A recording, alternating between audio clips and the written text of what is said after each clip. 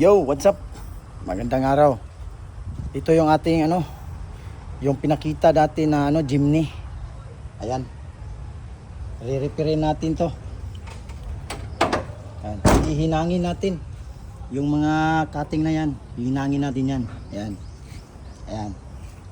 Tapos itong mga bulok-bulok dito, kunti. Kagaya nito.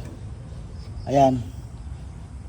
Kakatingan natin 'yan diyan. Tapos lagyan natin ng clean sheet na galvanize. Tapos hihinangin. Ayan. Malaking trabaho pa ito mga idol. Tapos hindi lang yan, diretso hinang.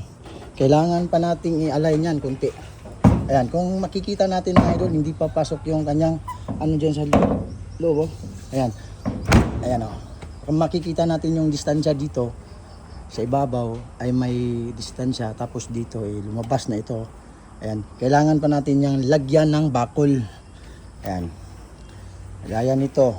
Oh, malaking pa yan oh. Dapat ang clearance lang yan ay nasa lang, kunti lang. Kagaya nito. Ganito talaga ang clearance lang niya. Ganyan. Kaya i-align pa natin yan kunti. Kagaya niyan. Re-repairin natin yan, mga idol. Tatanggalin natin tong bulok na yan. Tapos mag-cutting tayo ng galvanized na clean sheet. Ayan. Tapos kailangan ganito talaga yung forma. Ayan. Oh. Ito yung lagayan natin ng ilaw. Tapos dito tayo sa Ayan. Walang problema pag mag-repair ka nito kasi wala namang tangke yan. Malaking trabaho pa ito kasi nasa pa, sa may loob at saka dito sa ilalim. Kaya malaking trabaho pa ito. Ayan, tinanggal natin yung kanyang dito sa ibabaw para natin dito. Pag hindi natin tanggalin yun, baka masunog tayo dyan. Tapos itong ating dashboard na ito ay tatanggalin rin natin yan para mahinang natin dito sa loob. Pag hindi natin matatanggal to, ay masusunog yan mga idol.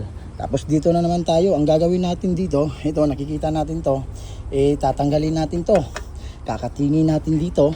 Yan, cutting doon sa kabila. At ito yung ating ipapalit. Ayan, same lang kasi yan sila Ayan, ito yung ating ipapalit para walang damage. Ayan, kung ito wala, ayan, matatagalan ka dito. Para mas madali, kakatingin mo lang dyan, tapos yun ang ipapalit natin. Ayan, matagal yan, hindi ba tapos pa, may pa yan, re-repairin pa natin yan. Ang maganda, putuli na lang, palit yun, di ba? Tapos ito yung ating makina na ilalagay doon sa B12. Tapos ito na makina is B10. Ayan, papalitan ng may-ari. Gusto nila ng B10, ayaw nila ng B12. Okay, so ayan lang mga idol, maraming salamat po.